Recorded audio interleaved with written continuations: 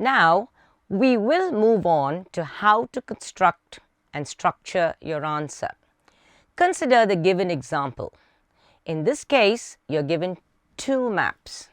Therefore, the essay structure for this question is as follows. First is the introduction. Paraphrase the question. Then comes overview, a general summary of what the maps represent. Third is body paragraph 1. Describe the first map in detail. Then move on to body paragraph 2. Describe the second map in detail. An introduction should be contained in no more than just 2 lines.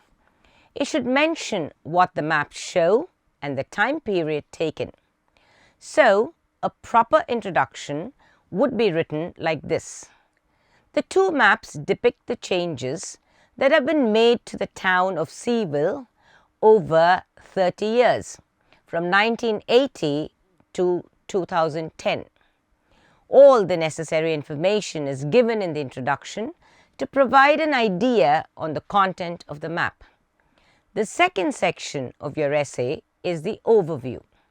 The overview is a general summary of both the maps. The overview must always begin with the linking verb overall.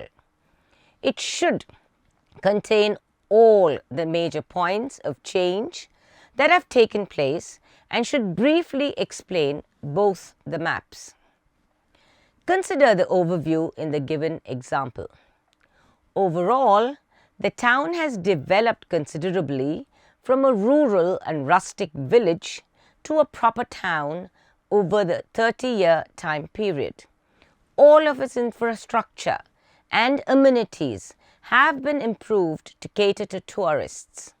Here, the overview mentions all the major changes that have taken place in Seville over the given time span. The increase in infrastructure and amenities have also been mentioned. Next, we move on to the body paragraphs. For a Band 7 plus answer, it is advisable to write a total of 2 body paragraphs. It is here that a more detailed report on the given map or maps should be written. Consider our example.